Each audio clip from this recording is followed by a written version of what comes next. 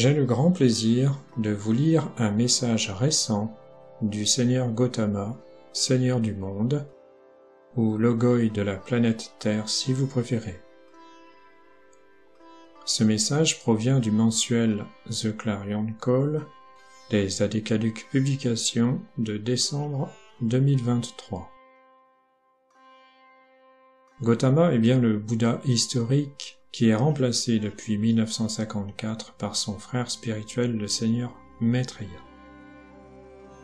Gautama avait lui-même remplacé Sanat Kumara à la charge de Seigneur du monde à Shambhala, mais ce dernier est toujours auprès de lui pour l'assister, à part quelques voyages de retour sur Vénus. Pour information, ces trois êtres sont des Vénusiens, c'est-à-dire qu'ils ont évolué à l'origine sur la sphère de Vénus et ont choisi d'aider leurs frères et sœurs de la Terre depuis bien longtemps. Le terrien le plus évolué est actuellement le bien-aimé maître Saint-Germain. Nous n'avions aucun message du Seigneur Gautama jusqu'à présent en français, car il ne s'exprime que très rarement. Sa prise de parole nécessite plusieurs écoutes pour être intégrée. C'est avec une joie particulière que je vous partage son contenu. Message du Seigneur Gautama aux étudiants. Co-serveur bien-aimé actuellement en incarnation, je vous offre mon cœur compatissant né de la conscience bouddhique.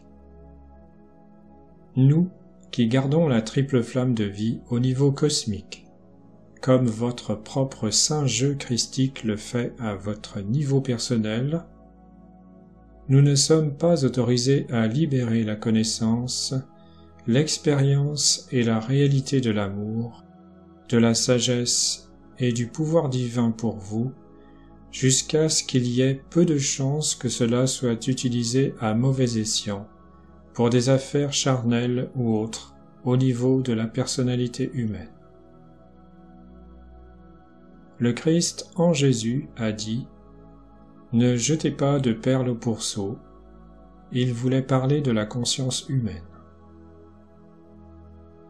Si alors vous sentez que vous ne connaissez pas encore la réalité de l'amour du Christ, de la sagesse du Christ, ou de la puissance du Christ dans votre vie, cherchez alors à vous détourner du moi charnel ou de la personnalité humaine séparée. Détachez-vous de ces choses de nature matérielle ou personnelle qui vous éloignent de votre soi spirituel. Construisez un élan permettant réellement la liberté de l'esprit. Vous ferez à un moment donné l'expérience d'une paix retrouvée et vous sentirez que vous êtes enfin arrivé. Ainsi, avec cette expérience, pouvons-nous alors commencer à libérer la réalité de l'amour, de la sagesse et de la puissance du Christ, votre réalité, à travers vous. Mes enseignements de la voie du milieu sont parfois mal compris. Il n'a jamais été prévu de permettre à l'étudiant ou au chéla de trouver un équilibre entre faire quelque chose de bien et faire quelque chose de mal, comme si, d'une manière ou d'une autre, parce que vous pratiquez une discipline de l'esprit, du corps ou des sentiments depuis un certain temps, vous devriez prendre des vacances et flirter avec le monde humain par souci d'équilibre. La voie médiane de l'équilibre n'a rien à voir avec les voies des affaires humaines, charnelles ou de la personnalité, sauf dans la façon de se tourner loin d'eux. Toute ma dernière incarnation était dédiée à la recherche d'une voie du milieu, qualité divine équilibrée en se détournant du moi inférieur et de la souffrance, pour revenir à la liberté de l'esprit et trouver la paix. L'équilibre vient avec le discernement de voir ce qu'est réellement votre environnement, ce qui éloigne de Dieu et ce qui ne le fait pas. Il y a beaucoup de choses sur le plan physique de la Terre, dans les affaires de l'humanité qui soutiennent votre service désintéressé à la vie. L'équilibre vient en voyant ce qu'il faut activement abandonner et au contraire ce qu'il ne faut pas laisser aller. Donc, il y a toujours un sentiment d'harmonie de la voie du milieu et non un fanatisme du lâcher-prise d'un seul coup ou trop rapidement. Discernez ce qui, dans votre environnement et votre vie, soutient votre liberté d'esprit et votre service désintéressé envers la vie, et ce qui y porte atteinte. Cela inclut l'initiation à l'honnêteté personnelle. Les cellules de notre groupe Avatar, individuellement et en tant que corps constitué, devront être plus libres du moi charnel ou de la personnalité, afin que nous, qui gardons l'amour, la sagesse et le pouvoir cosmique pour la planète, puissions libérer ces dons dans une expression plus complète à ce moment-là. C'est ce que la divinité a pu faire à travers le Christ bien-aimé, quand, d'une manière suprêmement équilibrée, il s'est tourné vers le soi inférieur, dans les soi-disant petites affaires quotidiennes de l'humanité, et n'a donné la liberté qu'à l'esprit. Ce processus, qu'il a si parfaitement illustré, est le véritable sauveur du monde de l'humanité. Ce même processus que nous devons maintenant accomplir à travers notre groupe Avatar, la route pour exprimer le Christ dans cet âge à un niveau universel.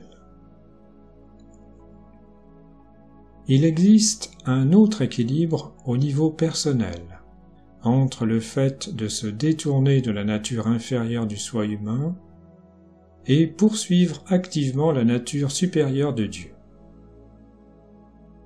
En abandonnant le moi humain, si vous rencontrez une grande résistance, arrêtez-vous là, car encore ce à quoi vous résistez persistera.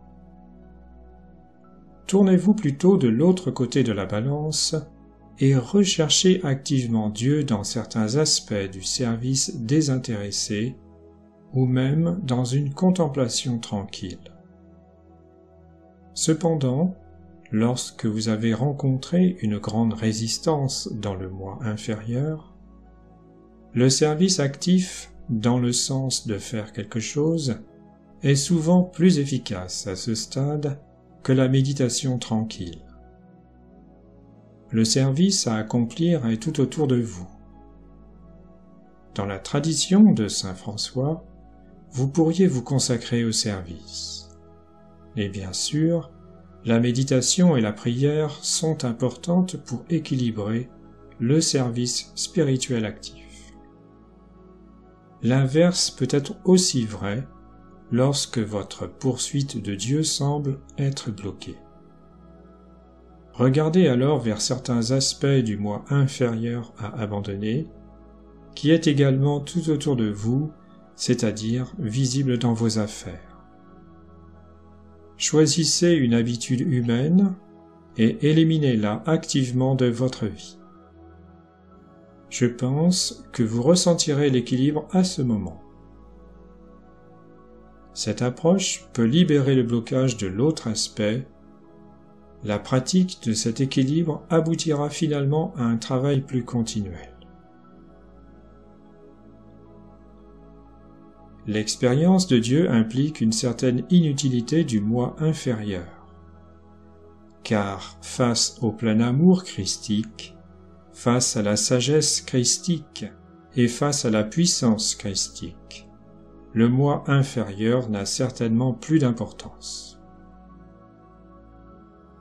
Lâchez prise et laissez Dieu agir.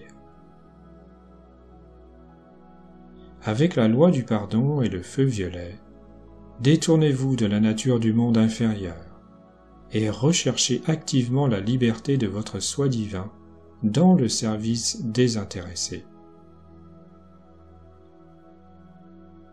Le suprême discernement de l'équilibre crée pour nous l'avenue parfaite pour la réalité de la perfection de Dieu sur cette planète. Vous avez tout mon momentum pour faire ainsi, tout mon amour le plus profond et toute ma paix la plus durable. Je suis le Seigneur du monde, Gautama.